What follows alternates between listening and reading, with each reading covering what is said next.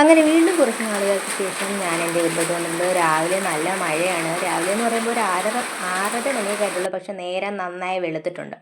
ഞാനൊരു ചൂട് ചായയൊക്കെ ഊതി ഊതി കുടിച്ചു മഴ ആസ്വദിച്ച് കണ്ടുകൊണ്ടിരുന്നു. നിങ്ങൾക്ക് ഞാനൊരു സൂത്രം കാണിച്ചു തരാമേ.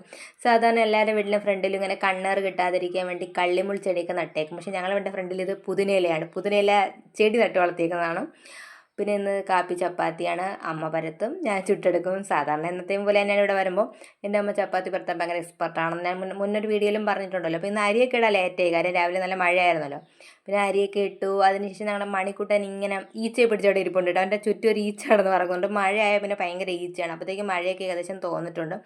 പിന്നെ ഇന്നത്തേക്ക് ഉച്ചയ്ക്കത്തുള്ള പരിപാടികൾ നോക്കിക്കൊണ്ടിരിക്കുകയാണ് അമ്മ. അതിൻ്റെ ഇടയ്ക്ക് ഞാൻ കാപ്പി കുടിക്കാമെന്ന് ചോദിച്ചു. ചപ്പാത്തി മുട്ടക്കറിയായിരുന്നു. അപ്പോഴത്തേക്ക് ബീഫ് വാങ്ങിച്ചിട്ട് വന്നിട്ടുണ്ടായിരുന്നു. ബീഫ് മുമ്പൊരിക്കൽ ഞങ്ങൾ അവിടെ വെച്ചാണ് കാരണം ഇപ്പോൾ അമ്മയുടെ ബീഫ് കഴിക്കുന്നത്.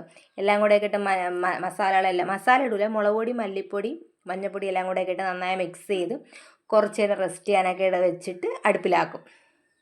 സാധാരണത്തെ കണക്ക് ഉള്ളിയൊന്നും വാട്ടിയിട്ടൊന്നുമല്ല ബീഫ് കഴിക്കുന്നത്. ഇപ്പോൾ ഇവരും വേറെ രീതിയിൽ ചിന്തിച്ചു തുടങ്ങി. അതാകുമ്പോൾ കുറച്ച് എണ്ണ മതിയല്ലോ, കടുവറുത്ത് ഒഴിക്കുന്ന എണ്ണ മാത്രം മതിയല്ലോ. പിന്നെ അതിൽ കുറച്ച് ചൂട് വെള്ളം കൂടെ ഒഴിച്ചിട്ടാണ് വേവിക്കുന്നത്. കാരണം ബീഫ് വേവാൻ കുറച്ച് സമയം വേണമല്ലോ. അപ്പം അതിന് അത്യാവശ്യം കുറച്ച് വെള്ളം തന്നെ വേണം. അങ്ങനെ ഏകദേശം ബീഫൊക്കെ തിളച്ച് വന്ന് വേവാറായപ്പോഴാണ് കുരുമുളക് പൊടിയും മസാലപ്പൊടിയും പിന്നെ കുറച്ച് ഉലുവാപ്പൊടിയും കൂടി ഇട്ടിട്ടുണ്ടായിരുന്നു. ഇത് ഈച്ച വന്ന് പറ്റും കേട്ടോ ഈ ഒരു സംഭവത്തിൽ. അതുകൊണ്ട് ഈച്ചയെ കൊല്ലാനായിട്ട് ഇത് നല്ലൊരു മാർഗ്ഗമാണ്. അത്യാവശ്യം കുറേ ഈച്ച വന്ന് പറ്റിയിട്ടുണ്ട്. അപ്പോഴത്തേക്കും ഞങ്ങളുടെ ബീഫ് കറിയൊക്കെ ഏകദേശം തിളച്ച് വേവാറായിട്ടുണ്ട്. നല്ലൊരു മണം വരുന്നുണ്ട്.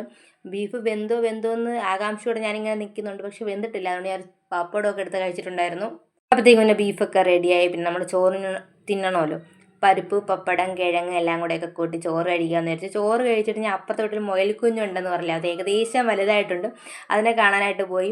ഇതിങ്ങനെ തടവിരിക്കാൻ നല്ല രസമുണ്ട് ഗൈസ്. പഞ്ഞിക്കുട്ടി കണക്കിരിക്കും. Okay, bye guys.